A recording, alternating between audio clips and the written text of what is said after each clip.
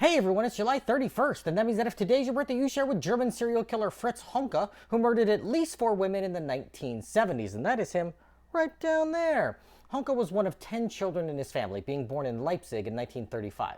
His family struggled to take care of such a large brood, so he was sent to live in an orphanage. When his alcoholic father would come visit, he would beat Honka and was eventually sent to a concentration camp during the late stages of World War II for assisting the communists. Honka's father died in 1946 due to how the treatment he received from German prison guards affected his body that was already ravaged by heavy drinking. Only 5 feet 5 inches and suffering with a speech impediment, Honka's short stature and communications issues led to him having trouble making friends and was often bullied by other kids. He became an apprentice bricklayer, but soon found he was allergic to cement and got a job as a farm worker where he carried on an affair with a married woman who bore his son. After paying the woman 3,000 Deutschmarks, approximately $8,000 in today's money, he left town and eventually settled into working in a shipyard in Hamburg in 1956, but suffered an accident that caused permanent damage to his nose. He was a heavy drinker and married a woman in 1957 who was also an alcoholic. The two would frequent bars and start fights when they got fall down drunk, but they kept it together long enough to have a son. They ultimately lost their house and had to move into a shelter because their alcoholism made keeping steady jobs impossible. The drunken duo split, reconciled, and finally split for good in 1967, after which Honka took work as a night watchman.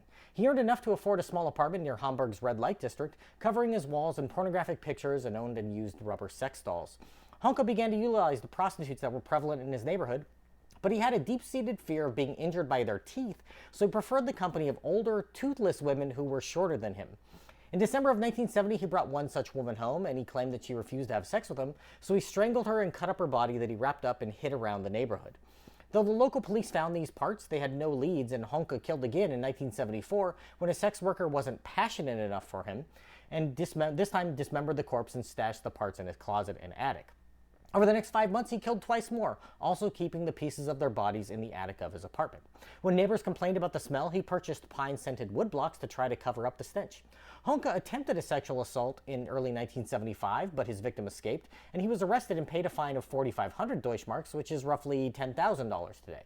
A careless neighbor left candles burning and the building caught fire in July of that year, and when firemen found mummified body parts in the burned out building, they alerted the police. Honka was arrested the next day and confessed to what he had done. He was deemed mentally incompetent for trial and was sent to a psychiatric hospital where he remained until 1993 when he was released to an old age home under an alias. No employees knew about what he had done, and Honka died there 5 years later at the age of 63. If this is your birthday, I hope you have a great day. Leave me a comment so I can wish you a happy birthday. If you know someone whose birthday it is today, send them this video so they can find out all about their birthday twin. And to Fritz Honka, I say, happy birthday, you bastard.